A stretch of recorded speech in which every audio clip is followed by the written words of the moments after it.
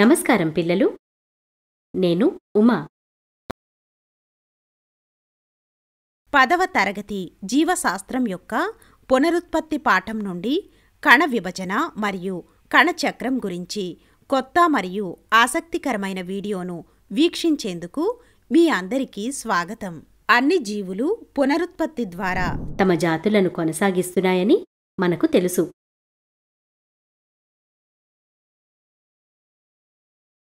పునరుత్పత్తి ప్రక్రియ ఎలా జరుగుతుంది? మాతృకణం 2 పిల్ల కణాలుగా విభజించబడటం ఆశ్చర్యంగా లేదా?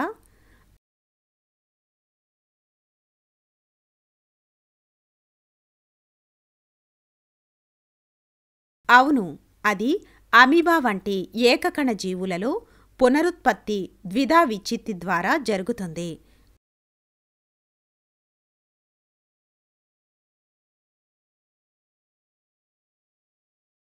కాబట్టి పునరుత్పత్తి అనేది కణ విభజన ప్రక్రియ. చీలిన చర్మంతో ఏదైనా గాయం కొత్త చర్మంతో భర్తీ చేయబడిందని మీరు గమనించారా? కణ విభజనతో కూడా ఇది సాధ్యమవుతుంది. మరియు దెబ్బతిన్న కణాలు కొత్త కణాలతో భర్తీ చేయబడతాయి. ఇప్పుడు కణ విభజన అనేది కొత్త కణాలను ఉత్పత్తి చేయడానికి మరియు దెబ్బతిన్న కణాలను సరిచేయడానికి అని మనకు సాధారణ ఆలోచన ఉంటుంది. అభ్యాస ఫలితాలు. ఈ అంశాన్ని అధ్యయనం చేసిన తర్వాత మీరు దీని గురించి తెలుసుకుంటారు. కణ విభజన యొక్క ఆవిష్కరణ, మానవులలో కణ విభజన, కణచక్రం, మైటోసిస్,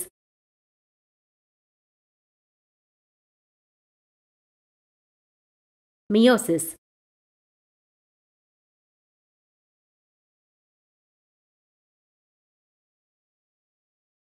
కీలక పదాలు: క్రోమోజోములు, sister chromatids, centromere, interface,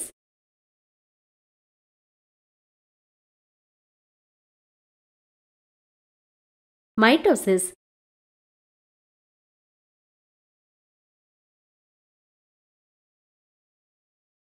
cytokinesis,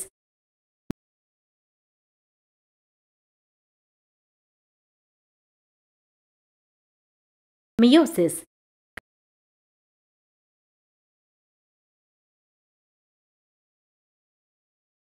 కణ విభజన మరియు కణచక్రంపై కాన్సెప్ట్ మ్యాప్ని చూద్దాం.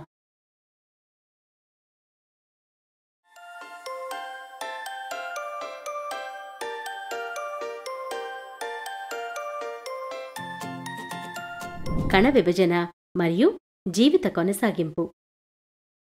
కణ విభజన సాధారణ శరీర కణాలు మరియు లైంగిక కణాలు లేదా గ్యామెట్లలో సంభవిస్తుంది.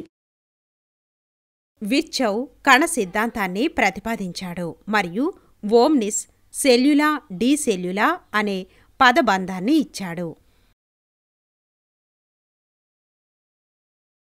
దీని అర్థం కణాలు ముందుగా ఉన్న కణాల నుండి ఉత్పన్నమవుతాయి.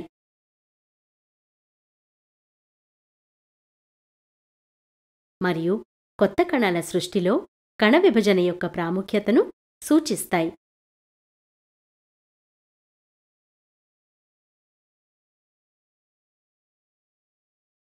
1852లో ఒక జర్మన్ శాస్త్రవేత్త రాబర్ట్ రెమాక్ పిండాలను గమనించి కణ విభజనపై తన పరిశీలనలను ప్రచురించాడు.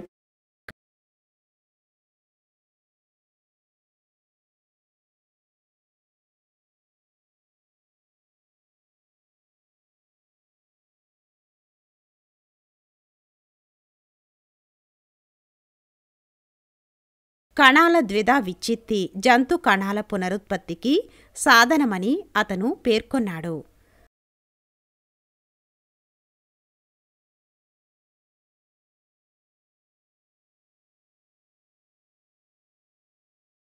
1879లో వాల్తేర్ ఫ్లెమింగ్ కేంద్రంలోని స్ట్రింగ్ లాంటి నిర్మాణాలతో కణాల విభజన సమయంలో రేఖాంశంగా విడిపోవడాన్ని గమనించాడు.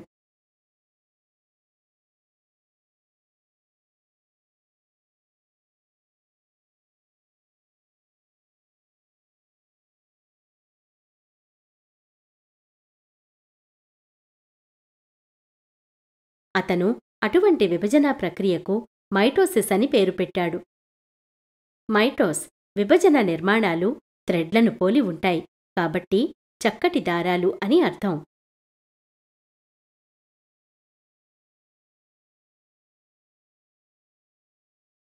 తర్వాత ఈ థ్రెడ్ వంటి నిర్మాణాలకు క్రోమోజోములని పేరు పెట్టారు. అంటే రంగు శరీరాలు.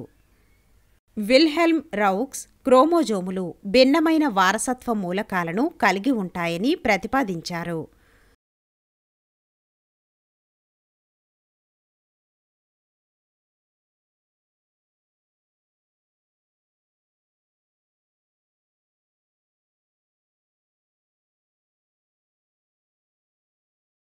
ఫ్లెమింగ్ ఈ మూలకాల యొక్క రేఖాంశ విభజన మరియు సమాన విభజనను గమనించాడు.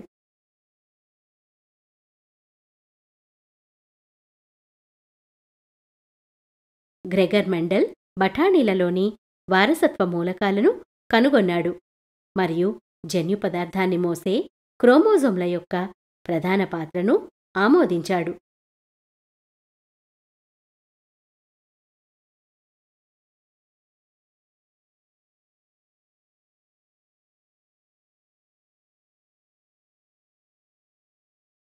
ఒకే జాతికి చెందిన వ్యక్తులు వరుస తరాలలో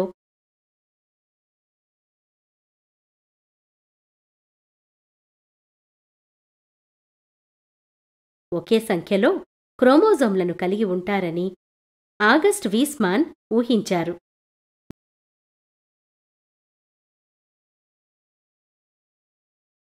వరుస కణ విభజనలలో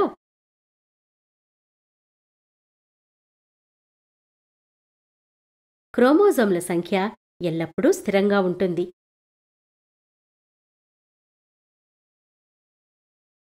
పంతొమ్మిది 1904లో థియోడర్ బోవేరీ సమకణ విభజన పథకాన్ని నిర్ధారించారు.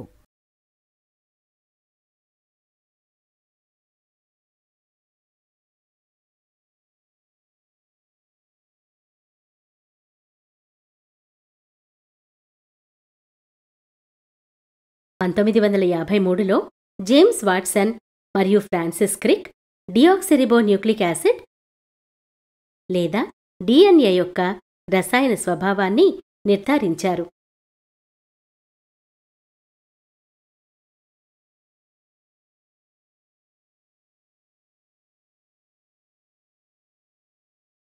ఒకే సంఖ్యలో క్రోమోజోమ్లను కలిగి ఉండే అన్ని శరీర కణాలలో మైటోసిస్ జరుగుతుంది.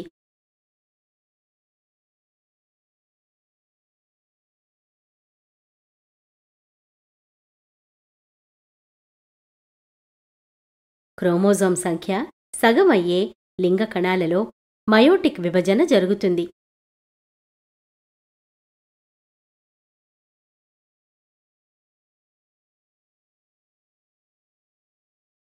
మానవులలో కణ విభజన. సెల్ అనేది జీవితం యొక్క నిర్మాణ మరియు క్రియాత్మక యూనిట్. కణ విభజన ప్రక్రియ మానవులలో బాగా అభివృద్ధి చెందింది మరియు బహుళ సెల్యులార్ జీవులలో అధికంగా నియంత్రించబడుతుంది.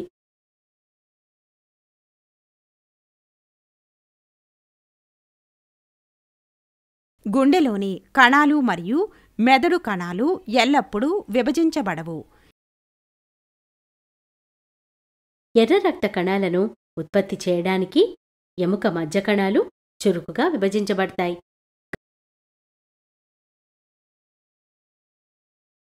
గాయం కారణంగా రక్తస్రావం కావచ్చు మరియు రక్తస్రావం ఆపడానికి వెంటనే రక్తం గడ్డకట్టడం ఏర్పడుతుంది. ఇది వివిధ రసాయనాలను తెస్తుంది.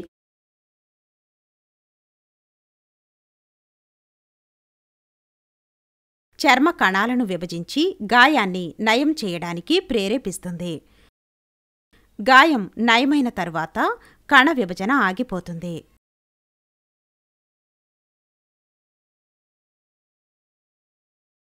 కానీ క్యాన్సర్ కణాలు పెరుగుదల నియంత్రణ కారకాలకు ప్రతిస్పందించవు మరియు నిరంతరంగా విభజించబడతాయి. చివరికి హోస్ట్ను చంపుతాయి.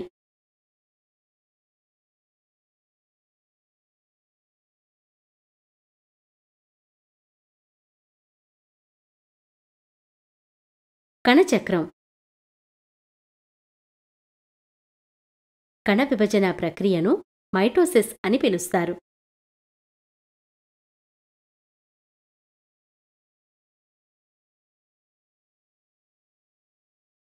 మరియు 40 నుండి 60 నిమిషాల్లో పూర్తవుతుంది.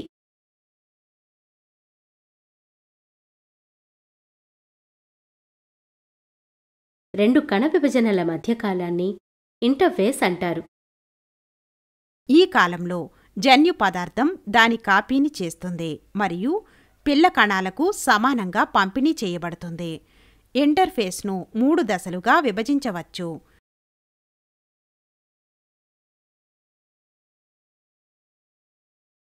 G1 లేదా గ్యాప్ 1 దశ అనేది మైటోసిస్ పూర్తి మరియు DNA ప్రతిరూపణ ప్రారంభానికి మధ్య అనుసంధాన కాలం.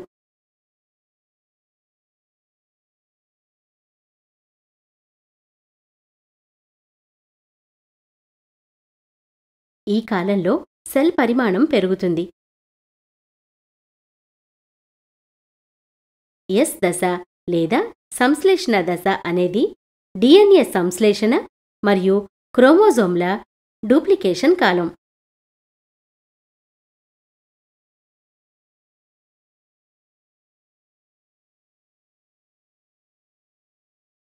G2 దశ లేదా గ్యాప్ 2 దశ అనేది DNA ప్రతిరూపణ ముగింపు మరియు మైటోసిస్ ప్రారంభం మధ్య సమయం.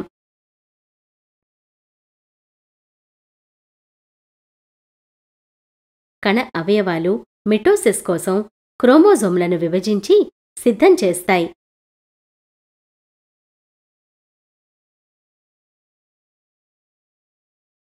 M దశ మైటోటిక్ కణ విభజన దశ.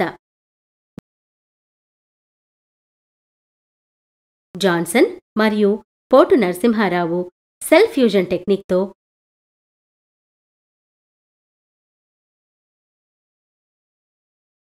ఇంటర్ఫేస్ క్రోమోజోమ్ల నిర్మాణాన్ని వెల్లడించారు.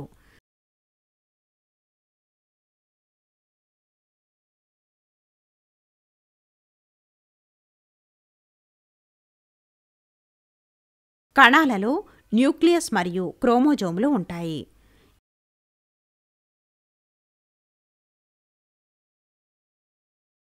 ఏ రకమైన కణ విభజనకు ముందు క్రోమోజోమ్ సంఖ్య రెట్టింపు అవుతుంది అంటే క్రోమోజోమ్ సంఖ్య 2n అయితే అది 4n వరకు రెట్టింపు అవుతుంది.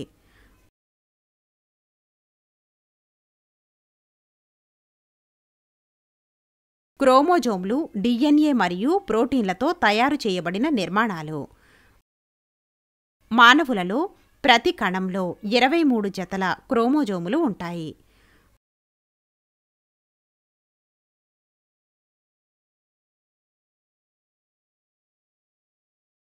క్రోమోజోమ్ యొక్క నిర్మాణాన్ని 2 ప్రధాన భాగాలుగా విభజించవచ్చు: సెంట్రోమీర్ మరియు చేతులు.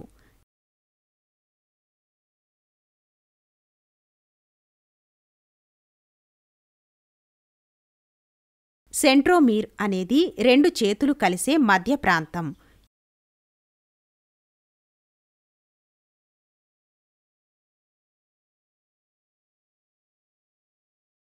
ఇది కణ విభజనలో కీలక పాత్ర పోషిస్తుంది మరియు మైటోసిస్ మరియు మియోసిస్ సమయంలో క్రోమోజోమ్ను వేరు చేయడానికి బాధ్యత వహిస్తుంది. క్రోమోజోమ్ యొక్క చేతులు P చేయి లేదా పొట్టి చేయి మరియు Q చేయి లేదా పొడవాటి చేయి కావచ్చు.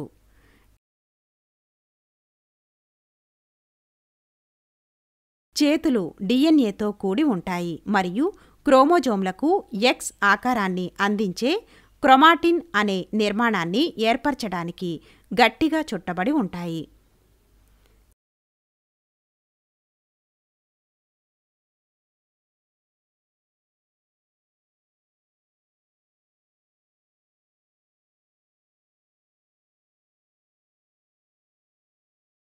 ఇప్పుడు మనం ఇంటర్ఫేస్ క్రోమోజోమ్ నిర్మాణాన్ని కవర్ చేశాము.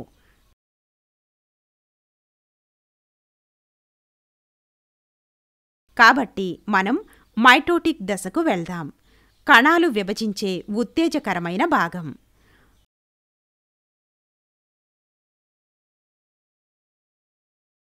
సోమాటిక్ కణాలు మరియు మూల కణాలు మైటోసిస్ ద్వారా విభజించబడతాయి. మైటోసిస్ 2 ప్రధాన దశల ద్వారా పూర్తవుతుంది.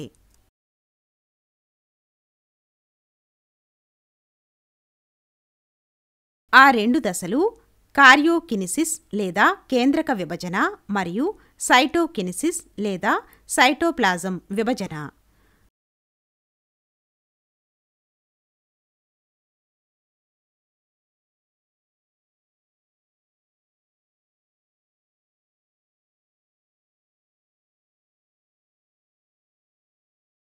కార్యోకినిసిస్ 4 దశల ద్వారా పూర్తవుతుంది.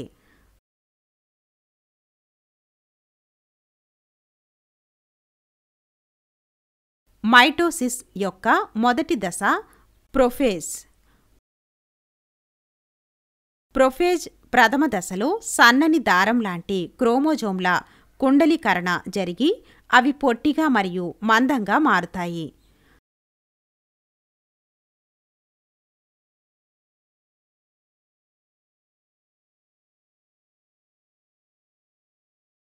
క్రోమోజోమ్లు వాటి జత సిస్టర్ క్రొమాటిడ్లతో కనిపిస్తాయి. సెంట్రియోల్స్ డ్యూప్లికేట్ మరియు కణాల వ్యతిరేక ధ్రువాలకు కదులుతాయి. ఈ దశలో కేంద్రక కవచం విచ్ఛిన్నమవుతుంది మరియు క్రోమోజోమ్ల కదలికకు మార్గనిర్దేశం చేసేందుకు కండే ఫలకం ఉపకరణం ఏర్పడుతుంది.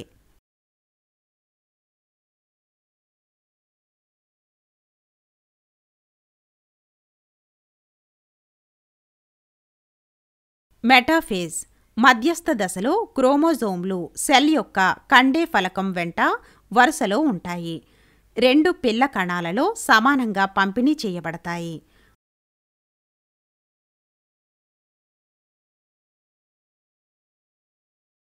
అప్పుడు అనాఫేజ్ చలన దశ వస్తుంది.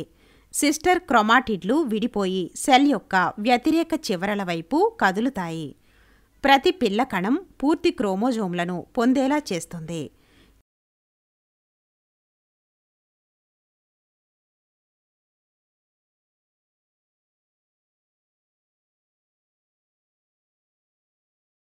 చివరగా టెలోఫేజ్ అంత్యదశ మైటోసిస్ యొక్క చివరి దశను సూచిస్తుంది.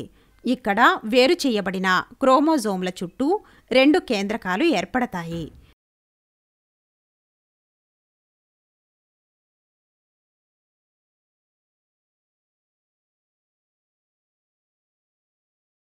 ఈ విధంగా కార్యోకినిసిస్ పూర్తవుతుంది మరియు సైటోకినిసిస్ ప్రారంభమవుతుంది.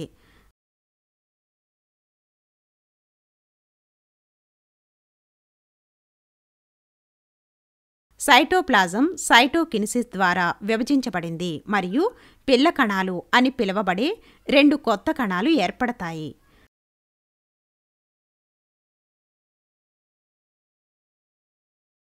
కణం యొక్క కణత్వంలో నొక్కు ఏర్పడుతుంది.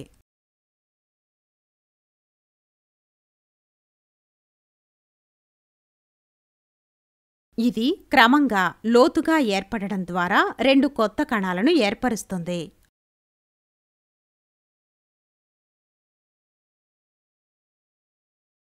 అయినప్పటికీ మొక్కల కణాలలో కండే పరికరం వెంట ఖచ్చితంగా కణఫలకం ఏర్పడుతుంది.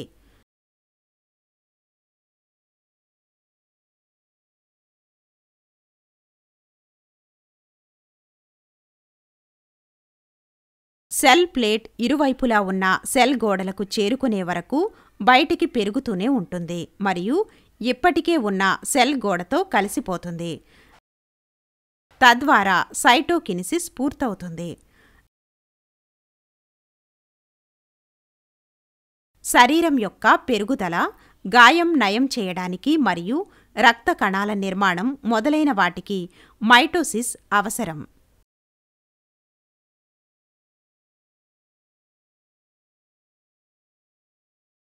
చాలా కణాలలో విభజన కోసం నిరంతర ప్రక్రియగా ఉండే మైటోసిస్ కాకుండా లైంగిక పునరుత్పత్తిలో గామెట్స్ ఏర్పడేటప్పుడు మాత్రమే మియోసిస్ సంభవిస్తుంది.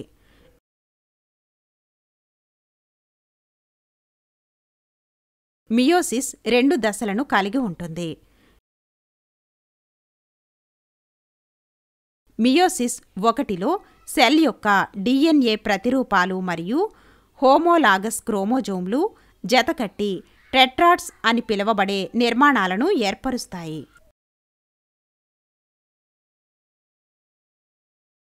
క్రాసింగ్ ఓవర్ అనే ప్రక్రియ ద్వారా తల్లి మరియు పితృ క్రోమోజోమ్ల మధ్య జన్యు పదార్థాన్ని మార్పిడి చేయడంలో టెట్రాడ్లు ముఖ్యమైన పాత్ర పోషిస్తాయి.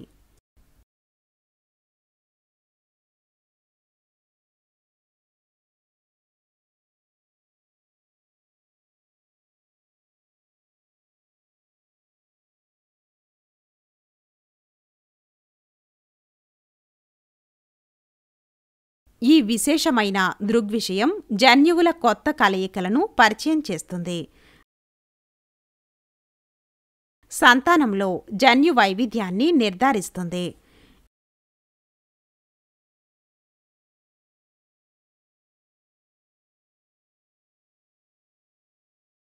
మియోసిస్ 2 అనేది మియోసిస్ లాంటిది, ఎందుకంటే మియోసిస్ 1లో 2 హాప్లోయిడ్ పిల్లకణాలు ఏర్పడతాయి.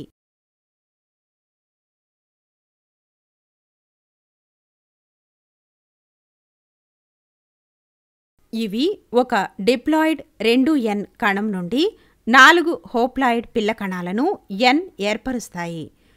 తిరిగి కలిపిన సిస్టర్ క్రోమాటిడ్లను వేరు చేయడం ద్వారా విభజనకు లోనవుతాయి.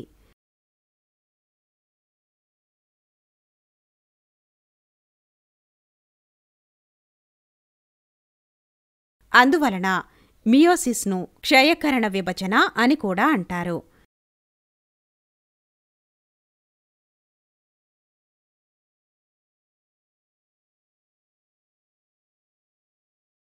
గామెట్ లేదా బీజాంశం ఏర్పడే ప్రక్రియ మియోసిస్ ద్వారా జరుగుతుంది.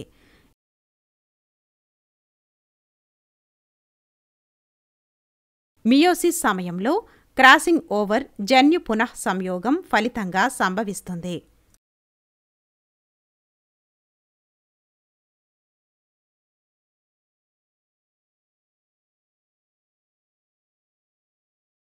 దీని కారణంగా 4 పిల్లకణాలు జన్యుపరంగా మాతృకణం మరియు ఒకదానికొకటి భిన్నంగా ఉంటాయి.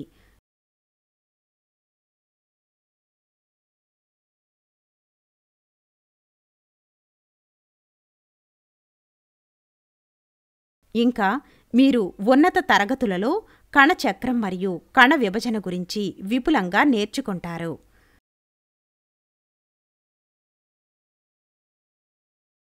మీకు ఈ వీడియో నచ్చుతుందని ఆశిస్తున్నాను.